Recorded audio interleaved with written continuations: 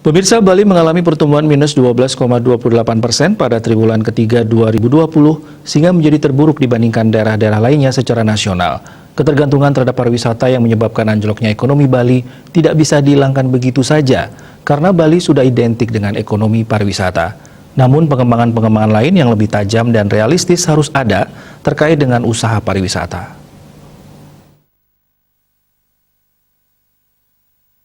Kepala Badan Pusat Statistik Bali, Hanif Yahya, kondisi ekonomi Bali berdasarkan data BPS mengalami kontraksi, terutama disebabkan lapangan usaha akomodasi, makanan dan minuman, Akmamin. Hanif Yahya menyampaikan dari sisi pengeluaran, konsumsi rumah tangga dan PMTB maupun ekspor luar negeri masih mencatat pertumbuhan positif. Menurut Hanif Yahya, pariwisata harus dipertahankan, namun harus ada pengembangan-pengembangan yang lebih tajam dan realistis terkait dengan usaha-usaha pariwisata ini. Hanif Yahya menegaskan, Bali tidak boleh hanya mengandalkan pariwisata, tetapi harus ada juga sektor lain yang mendukung pariwisata. Berdasarkan data BPS, sektor pertanian pada triwulan 3 2020 memberikan kontribusi sangat besar karena pariwisata anjlok.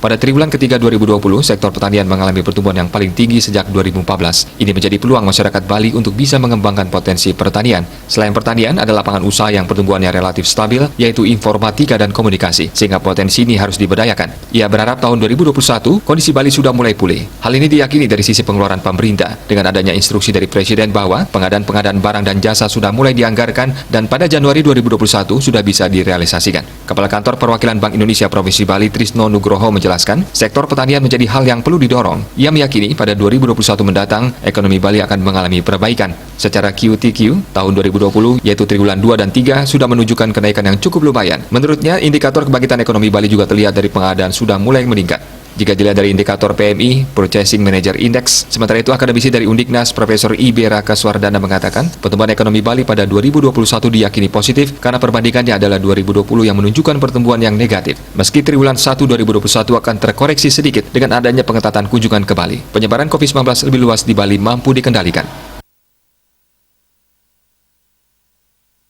Cita Maya Bali Pos melaporkan.